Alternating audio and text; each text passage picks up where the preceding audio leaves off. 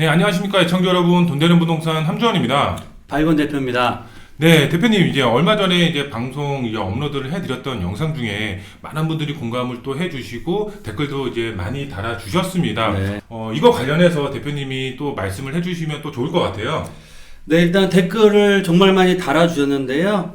저도 국민의 한 사람으로서 빨리 이런 정치 상황이 안정화가 돼서 경제도 다시 좀 활성화가 되기를 진심으로 바라고 있습니다. 그래서 댓글을 좀 살펴보겠습니다. 임대차 무제한 보호법 나오면 전월세가 폭등한다라는 그런 내용도 나오고 있고요. 다주택자에 대한 세금 폭탄이 터지겠다라는 얘기도 나오고 있습니다. 정권 교체에 대한 그런 불안감이 커지고 있는 상황이죠. 또 얼마나 집값을 올려놓을지 걱정이다. 어떤 정권이 오더라도 집값이 많이 올라가서 걱정된다는 생각들을 말씀을 또 해주셨습니다. 또 다른 의견은 보유세가 핵심이다. 보유세를 올리면 정말 폭락 올 수도 있다라는 얘기가 또 나오고 있습니다. 그래서 보유세 부담, 이런 부동산 관련된 세금에 대한 부담이 굉장히 커질 거다라는 우려감들이 굉장히 커지고 있는 상황이다라고 보시면 좋을 것 같고요. 또 종부세 폭등하고 국토보유세 신설되고 얼마 전에 또 무제한 계약갱신 청구권을 야당에서 발의를 했다가 바로 철회를 했습니다. 국민의 반대가 워낙 심했죠. 그래서 1가구 1주택 정책이 더욱더 심해지면 똘똘한 한치 현상으로 인해서 서울과 수도권 전세가나 임대가뿐만 아니고 집값도 폭등할 거다라는 걱정을 또 표시를 또 해주셨고요. 유동성이 만약 많이 풀리면 현금은 녹아내리고 부동산 자산으로 방어를 해야 된다는 말씀도 해주셨습니다. 다주택자분들이 서민들 전세 물건을 댔는데 전세는 어떻게 할 거며 앞으로 규제가 심해지면 집주인도 힘들어지는 거고요. 거기에 맞춰서 세입자분들도 힘들어지는 상황이 또 연출될 거다라는 걱정들을 많이 해주셨습니다. 저 또한 이런 여러 가지 의견들을 잘 생각을 하고 검토를 해서요. 좀 더 나은 방송이 될 수 있도록 하겠습니다. 네, 이런 이제 댓글들을 보게 되면은 이제 정말 반전문가다라고 느낄 정도로 이제 많은 분들이 그만큼 이제 부동산에 관심이 많은 것을 느낄 수가 있었는데요. 근데 요번에 또 이제 미국 이제 주요 경제 신문에서 이재명 대표 인터뷰를 했다고 하는데 어떤 내용인가요, 대표님? 네, 이번에 월스트리트 저널 미국의 가장 유명한 경제지에서 이재명 대표를 인터뷰한 기사가 나오고 있습니다. 아마 차기의 한국 대통령이 될 수도 있다라고 설명을 하고 있죠. 헤드라인 보시면 여기 기사 보시면 He might be South Korea's next president. 그는 남한의 그런 다음 대통령이 될 수도 있다. 그가 지금 추진하는 가장 핵심적인 일은 탄핵이다라는 기사 내용들이 나오고 있고요. 그런 인터뷰한 기사들이 나오고 있습니다. 해외 언론에서도 우리나라 정치 상황과 대선이라든지 차후 대통령에 대한 관심이 그만큼 커지고 있다라고 보시면 좋을 것 같습니다. 네, 아직 이재명 대표가 대통령 확정은 아니지만 이제 대통령이 된다라고 했을 때 부동산 정책 부분에서 많은 것이 이제 변화가 있을 것으로 예상이 되고 그렇죠. 있는데 과거 공약들을 조금 살펴보고 그거에 대해서 또 설명을 해주시면 좋을 것 같아요. 네, 지금은 정치적인 불확실성이 굉장히 커지고 있습니다. 그래서 탄핵이 결정된 건 아니고요. 진행 중에 있습니다. 그래서 헌재에서 어떻게 결정을 내느냐에 따라서 앞으로 많은 변화가 일어날 것 같은데요. 그래도 우리는 내년 시장을 준비함에 따라 앞으로의 정부에 대해서 같이 또 공부를 하고 또 나름대로 알아보고 준비를 하는 시간도 필요하지 않을까라고 해서 준비를 해봤고요. 이재명 대표의 부동산 공약을 먼저 말씀을 좀 드리겠습니다. 이재명 대표가 가장 중요하게 공약을 한 내용이 바로 기본 시리즈다라고 보시면 좋을 것 같은데요.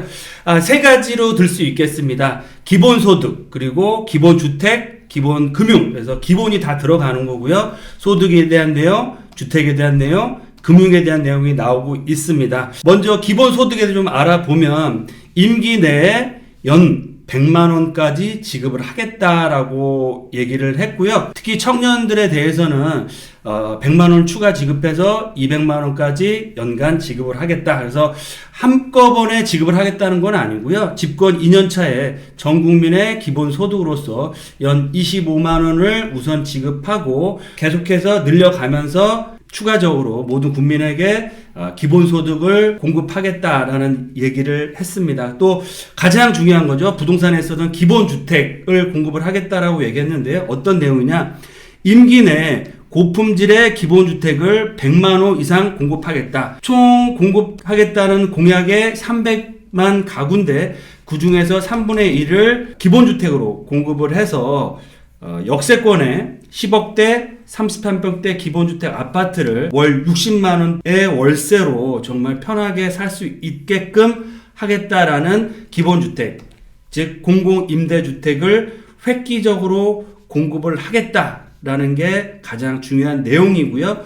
다음으로는 기본금융이라고 할 수 있겠습니다. 전 국민에게 최대한 1,000만 원을 20년간 아주 저리로 대출을 해주겠다. 그래서 법정 최고 이자율이 지금 한 20% 정도 되는데 그걸 낮춰서 경제 성장률의 5배 이내로 하향하겠다. 지금 뭐 경제 성장률이 2%를 하회할 것 같기 때문에 5배라고 하면 법정 최고 이자율을 10% 밑으로 내려서 금융 부담을 줄이겠다라는 정책들을 발표를 했습니다. 보시는 것처럼 기본 소득, 기본 주택, 기본 금융, 그래서 일단은 국민들에게 보편적인 혜택을 많이 주겠다라는 내용들을 얘기를 많이 했습니다. 그러면 여기서 가장 중요한 기본 주택에 있어서 기본 주택을 공급을 하려면 정말 어마어마한 금액이 필요할 텐데요. 수십조, 수백조가 필요할 텐데요.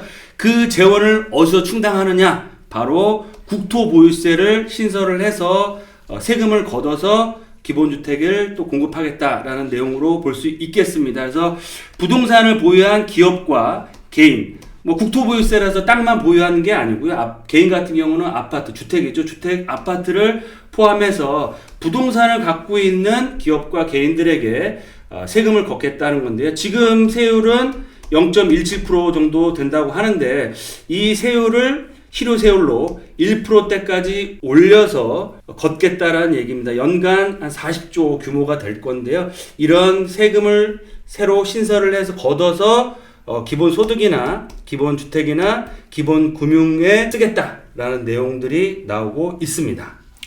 그만큼 이제 국토보유세가 이제 신설이 돼서 앞으로 또 보유세가 그만큼 또 강화될 수가 있는 또 부담이 될 수가 그렇죠. 있는 부분 이게 신설이 된다라고 했을 때는 많은 분들이 또 부담이 될 수밖에 없을 것 같습니다. 맞습니다. 네, 그리고 또 추가적인 정책으로는 분양가 상한제를 확대를 하고요. 분양 원가를 공개해서 저가로 아파트를 공급하겠다. 또 지금 선분양에 대한 얘기가 많이 나오고 있죠. 후분양제를 적극적으로 도입하겠다라는 얘기도 했고요. 또한 부동산 감독원을 설치해서 주택 투기를 막겠다라는 다양한 부동산 공약들을 발표를 했었습니다. 그러면은 이제 이재명 대표의 대표 공약을 알아봤으면 또 민주당에서 또 대표로 하는 공약들이 있을 것 같은데 어떤 것들이 있을까요? 네, 맞습니다. 이재명 대표의 기본소득 시리즈에 발맞춰서 기본사회 5대 공약을 발표를 했었는데요. 첫 번째는 기본 출생 기본소득을 주겠다라고 얘기를 했습니다. 0세에서 17세 자녀들에게 1인당 월 20만 원씩 지급을 하겠다. 또한 좀 전에 말씀드렸죠. 기본주택, 공공임대주택을 공급을 많이 해서 월세 10,000원 정말 가능할지 모르겠지만 일단은 정말 최소의 금액으로 임대아파트에 계속적으로 거주할 수 있게끔 임대주택을 확대하겠다라는 내용도 발표를 했었고요. 대학교 무상교육, 국립대나 전문대학 등록금을 전액 무상으로 하겠다. 또 간병비 건강보험 적용에 있어서 장기 요양보험 지원을 확대하고요. 어르신 하루 한 끼 지원을 하겠다. 주중에 경로당 식사 제공 등 여러 가지 내용들을 얘기를 했습니다. 그러면 보시는 것처럼 취지는 굉장히 좋습니다.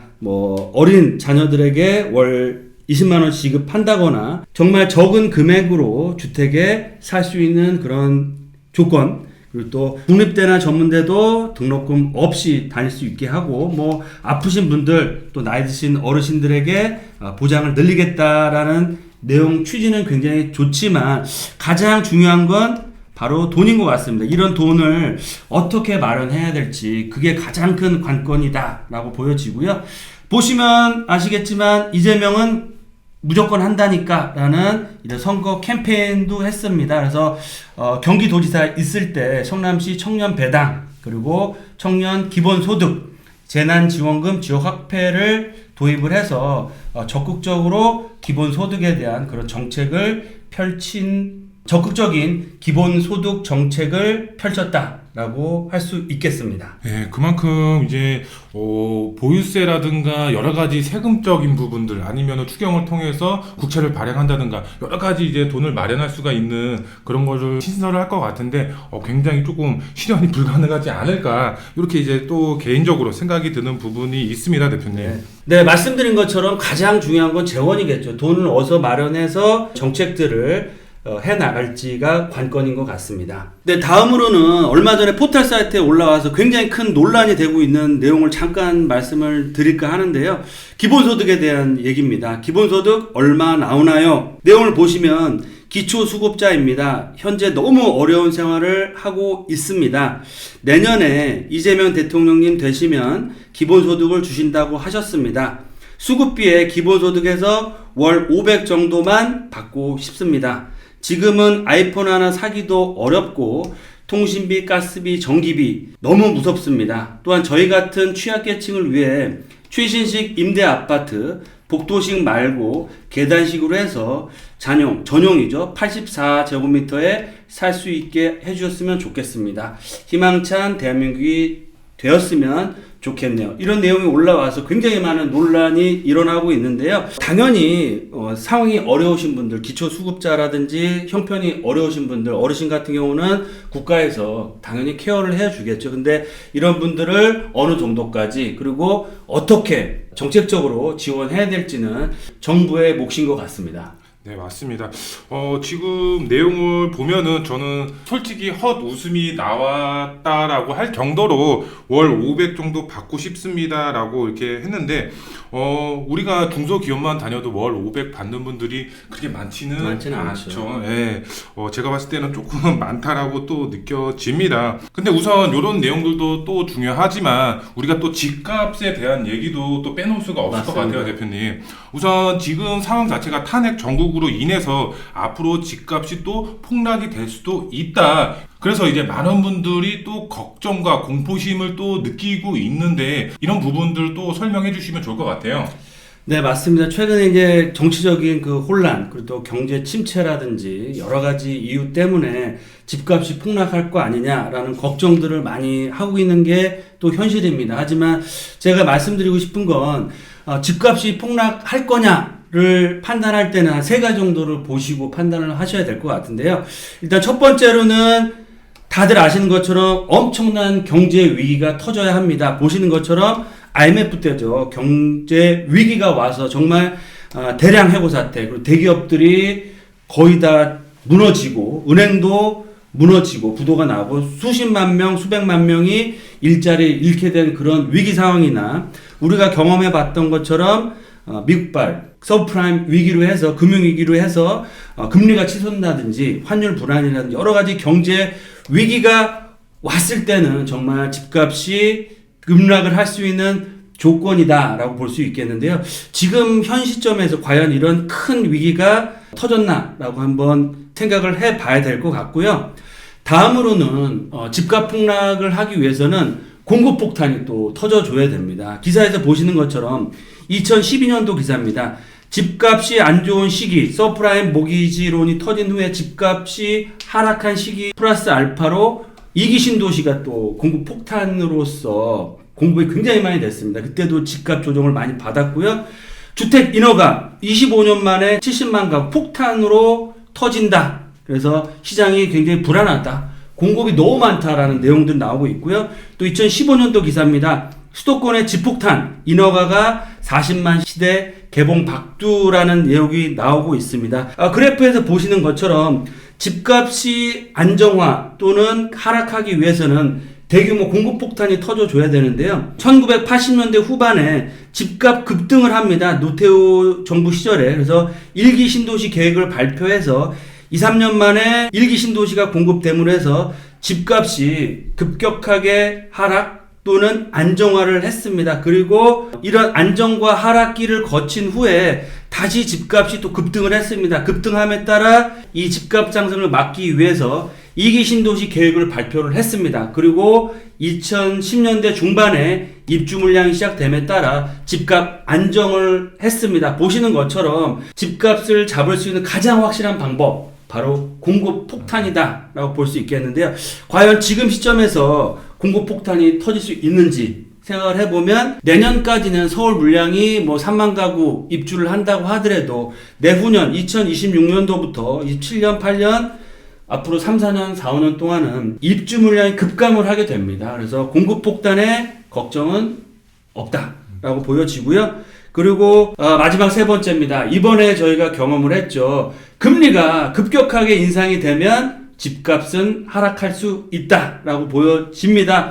바로 2022년도에 미국 같은 경우 0.25%에서 불과 1년 만에 5.5%까지 급격하게 올렸습니다. 우리나라 같은 경우도 1%대에서 3%대 중반까지 올렸는데요. 보시는 것처럼 금리 인상도 중요하지만 인상 속도와 인상되는 시기가 가장 중요합니다. 그래서 짧은 시간 안에 급격하게 올리면 그만큼 자산시장, 부동산 시장에 엄청난 파급 효과를 줄 수 있다. 하방 압력을 줄 수 있다라고 알 수 있겠습니다. 보시는 것처럼 정말 큰 경제 위기가 터지든 아니면 공급 폭탄이 터지든 아니면 금리가 단기간에 급등을 해야 되는데 지금 현 시점에서는 이런 집값 폭락할 수 있는 상황은 아니다라고 생각이 되고 있습니다. 네, 그러면 대표님, 많은 분들이 또 이제 서울 집값이 어떻게 될까? 요것도 이제 많은 분들이 궁금해 하시고, 그 중에서도 핵심 지역은 어떻게 될지 궁금해 하시는 분들이 상당히 많이 있는데, 요거 관련해서도 좀 설명 부탁드리겠습니다. 네, 앞으로 서울 집값 어떻게 될까요? 서울 집값, 글쎄, 어떻게 될까요, 대표님? 네, 현 시점에서 우리가 신도 아닌 이상 정확하게 맞출 수 있는 건 누구도 맞출 수가 없습니다. 하지만 여러 가지 데이터들을 보고 예측을 좀 해볼 수 있겠는데요. 집값이 올라가기 위해서는 가장 중요한 요소, 바로 유동성이라고 할 수 있겠습니다. 기사를 보시면 10월 달에 시중에 풀린 돈이 무려 4,110조 원입니다. 통화량이 1년 반 넘게 증가하고 있다라는 기사가 나오고 있고요. 앞서 말씀드린 것처럼 만약 내년에 정권 교체가 된다라고 했을 때는 지금 엄청난 유동성이 풀릴 거라고 예상을 해볼 수 있겠습니다. 지금도 비상계엄의 후폭풍이 크지 않습니까? 그래서 지금 환율도 급등을 하고 있는 상황이고요. 주식시장도 굉장히 안 좋기 때문에 지금 정부에서 무제한적 양적 완화를 하고 있습니다. 그리고 내수 경기는 나빠지고 있고요. 수출 경기도 내년에는 좋아질 수 없는 그런 예상들이 많이 나오고 있기 때문에 추경을 통해서 앞으로 재정 정책, 그래서 돈을 풀 수밖에 없는 상황이고요. 만에 하나 정권이 바뀌어서 민주당이 집권을 했다고 했을 때는 더더욱 유동성이 증가하지 않을까라는 생각을 해볼 수 있겠습니다. 밑에 있는 도표를 좀 그래프를 보시면 역대 추경 규모를 좀 살펴보겠습니다. 2018년도부터 2020년 문재인 정부 시절의 추경에 대해서 나오고 있는데요. 2018년도 3조 8천, 그리고 2019년도에 5조 8천억, 그리고 2020년부터 1차, 2차, 3차, 4차, 2021년도 1차, 2차 해서 총 추경해서 돈을 푼 게 140조 원이 넘는 금액이 풀렸습니다. 물론 부동산을 살리기 위해서 푼 건 아니지만 이런 유동성 자체가 자산시장으로 옮겨가서 집값이 급등한 가장 큰 이유 중에 하나다라고 보시면 좋을 것 같고요. 지금 경기는 계속 안 좋아지고 있고 정권이 바뀐다고 하더라도 경기를 지금 살려야 되는 상황이기 때문에 내년부터 본격적인 추경과 이런 유동성을 증가시킬 수 있는 유동성 공급이 더욱더 심해지지 않을까라는 그런 걱정을 좀 해볼 수 있겠고요. 또 한 가지는 금리입니다. 노무라 증권에서 내년 한국은행 기준금리를 지금은 3%까지 떨어졌는데 추가 인하를 해서 연 2.25%까지 인하를 할 거다라는 전망이 나오고 있습니다. 왜 그러느냐? 정책적인 불확실성, 또 경기의 불확실성이 워낙 크고 우리나라가 일단은 2%가 안 되는 저성장 국면으로 떨어졌기 때문에 경기를 살리기 위해서는 금리 인하를 할 수밖에 없다라고 해외 유수 기관에서 예측을 하고 있습니다. 물론 관건은 미국의 금리가 어떻게 되느냐도 중요하지만 미국의 금리가 급격하게 오르지 않는다, 추세적인 안정을 찾는다고 가정을 했을 때는 우리나라 또한 추가적인 금리 인하는 될 수밖에 없는 상황이지 않을까라는 생각을 해볼 수 있겠고요. 또 마지막으로는 공급입니다. 다들 아시는 것처럼 서울 같은 경우는 연간 입주 물량이 연간 4만 6천 가구 정도가 돼야 안정적이라고 할 수 있겠는데 내년까지는 한 3만 가구 정도 입주를 합니다. 하지만 2026년도, 27년도, 8년도는 만 세대 미만으로 입주 물량이 급감을 하기 때문에 다른 지역은 모르더라도 서울의 핵심 지역 집값은 떨어지기 쉽지 않다라고 생각이 되고요. 면적별 또 서울 아파트 입주 가구 수를 좀 살펴보겠습니다. 2024년도 60제곱미터 미만은 15,000세대였는데 내년엔 좀 듭니다. 16,000가구지만 내후년 2026년도에는 3,300가구 거의 5분의 1 토막이 나고요. 60에서 85제곱미터는 내년은 11,000세대, 내후년에는 3,000세대 거의 3분의 1 토막, 85제곱미터 초과는 3,000가구에서 1,000가구 거의도 3분의 1 토막이 납니다. 그래서 서울의 입주 물량은 급감을 한다. 그렇게 되면 이 데이터를 보셔서 아시겠지만 유동성은 늘어날 수밖에 없는 상황이고 금리 또한 미국의 금리에 연동될 수 있지만 미국 금리가 인하가 된다고 하면 우리나라의 금리는 더욱더 빨라질 수밖에 없는 상황으로 보여지고요. 입주 물량은 아시는 것처럼 윤석열 정부의 주택 공급 정책이 지금 굉장히 추진하기 어려워졌습니다. 지금 1기 신도시 선도지구의 재건축 사업도 미지수에 빠졌고요. 또한 3기 신도시의 공급, 또 그린벨트 해제를 해서 공급한다는 여러 가지 정책들도 정책적인 불확실성이 커짐으로 해서 공급 정책을 속도내기는 더더욱 어려워진다라고 말씀을 드리겠습니다. 네, 이제 대표님 말씀 잘 들었습니다. 어떻게 보면은 집값이 이제 폭락이 된다라는 말은 조금 우려스러운 말이고 앞으로 장기적으로 봤을 때는 집값이 조금 더 상승할 수 있는 부분이 좀 더 크지 않을까 이렇게 또 이제 생각이 되는 부분인데요. 오늘 이제 내용을 조금 종합을 해보고 2025년도 서울 핵심 지역 전망을 또 이제 살펴보면 또 좋을 것 같고요. 지금도 또 이제 투자를 생각하시고 희망하시는 분들을 위해서 조언 같은 내용도 말씀을 해주시면 좋을 것 같아요.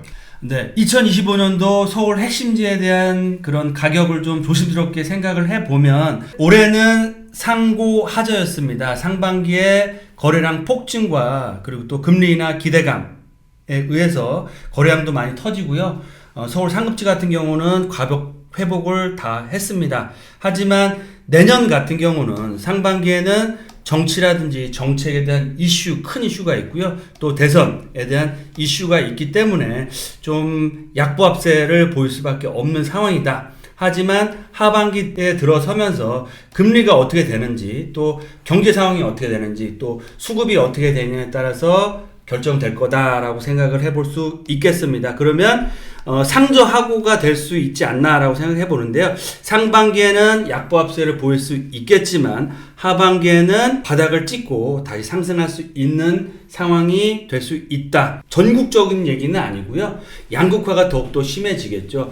내년에도 서울 상급지와 수도권 핵심 지역 같은 경우는 약보합세에서 강보합세 상승으로 상승세를 유지할 수 있겠지만 수도권 외곽, 서울 외곽이나 수도권 외곽 또 지방 같은 경우는 하락세를 면하기 어려워 보입니다. 그래서 상반기 같은 경우는 서울 상급지 같은 경우는 갈아타기나 정비사업 투자할 수 있는 최적의 타이밍이지 않을까라고 생각이 되고 있고요. 말씀드린 것처럼 가장 우려스러운 부분은 화폐 가치가 급락을 하고 있습니다. 지금 환율이 1350원대를 향해 가고 있는데 그 얘기는 뭐냐면 그만큼 우리나라의 돈의 가치가 떨어지고 있다. 그리고 유동성은 지금도 풀리고 있고 정권 교체 유무에 상관없이 내년에 불확실성 또 경기의 하락을 막기 위해서 유동성 즉 돈을 찍어서 풀 수밖에 없는 상황이다. 그리고 또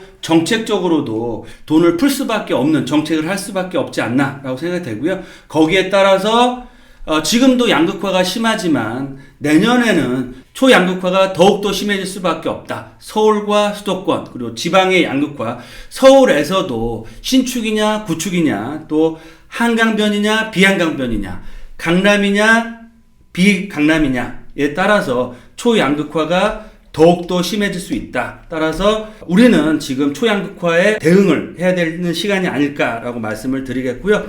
서울에서도 최상급지는 가격 방어가 되지 않을까라고 생각되고요. 하반기에는 오히려 시세가 상승할 수 있는 가능성도 크다라고 말씀을 드리겠습니다. 또한 서울의 입주 물량은 급감을 할 수밖에 없고요. 다들 아시는 것처럼 아파트는 빵이 아니죠. 뭐 하루 이틀 찍어내서 공급을 할 수 없고요. 최소한 5년에서 입주까지는 10년 이상이 걸립니다. 그린벨트가 됐든 신도시가 됐든 아니면 정비사업을 통해서도 공급을 해도요. 그렇기 때문에 입주 물량 급감은 정해진 미래다라고 볼 수 있겠습니다. 따라서 정비사업 활성화는 할 수밖에 없습니다. 여당이 지금 정권이 바뀌든 아니면 정권이 유지가 되든 서울에서 주택을 공급할 수 있는 유일한 방법은 정비사업밖에 없기 때문에 앞으로도 정비사업 활성화 정책은 할 수밖에 없다. 하지만 재건축의 규제 완화는 어려울 것 같고요. 오히려 더 규제가 더 커질 수 있는 가능성이 커지고 있습니다. 따라서 정비사업 중에서는 오히려 재건축보다는 재개발에 투자 가치가 훨씬 커질 수 있는 2025년이 되지 않을까라고 말씀을 드리겠고요. 따라서 우리는 투자의 방향을 어떻게 잡느냐? 똘똘한 한 채 더욱더 강화될 것 같고요. 양극화는 더욱더 심해질 것 같습니다. 따라서 서울 최상급지 소형 아파트를 선점할 수 있는 재개발 투자가 가장 유망한 투자 종목이 아닐까라고 생각이 되고 있습니다. 네, 이제 대표님 설명, 이제 핵심지 전망에 대해서 설명을 들었습니다. 결론은 이제 서울 안에서도 정말 정비 사업이 유망한 핵심 지역에 재개발 투자가 돈 벌 수 있는 길이라고 보여지는데요. 그와 관련해서 저희 사무실에서도 상담을 진행을 하고 있죠, 대표님. 네, 맞습니다. 내년의 시장 방향. 일단은 똘똘한 한 채, 실거주 하실 분들은 똘똘한 한 채에 집중을 하시면 좋을 것 같고요.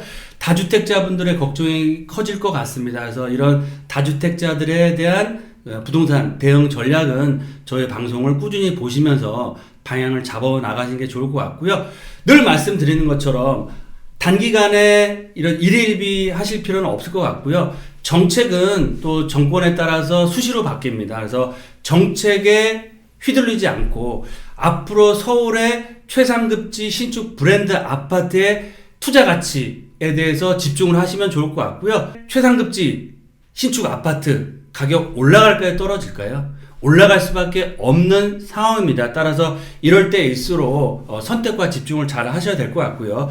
나를 위해서 또 내 피 같은 자산을 지키고 늘 수 있고요. 또 사랑하는 우리 아들, 딸을 위해서 이렇게 불확실성이 큰 부동산 시장에 어떻게 대처를 하고 어떻게 생존을 하고 실질적으로 투자를 함으로 해서 또 자산을 또 늘릴 수 있는 방법을 같이 공부하고 있습니다. 그래서 매주 금요일 저희 회사에서 투자 상담을 하고 있고요. 서울에서 최고가 아파트는 어디다? 바로 용산, 강남을 중심으로 한 한강변 그리고 역세권입니다. 그래서 용산, 한강변, 역세권을 중심으로 해서 소액입니다. 1억대, 2억대로 투자할 수 있는 지역, 재개발 지역 위주로 공부를 하시고요. 투자하는 시간 갖고 있으니까요.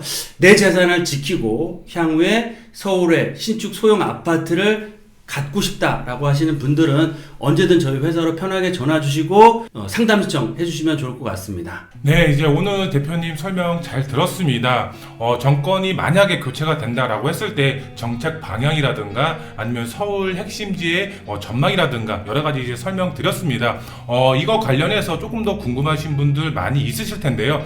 댓글 남겨주시거나 정말 핵심 지역의 소액으로 투자 계획하시는 분들 저희 사무실 언제든지 열려 있기 때문에 전화 주셔서 상담 받으시면 되겠습니다. 댓글 항상 남겨주시면 저희가 답글 남겨드리니까 그것을 통해서 저희와 소통하시면 좋을 것 같고요. 오늘 영상 여기서 마무리해 드리고요. 다음 영상에 더 알찬 정보로 찾아뵙도록 하겠습니다. 감사합니다.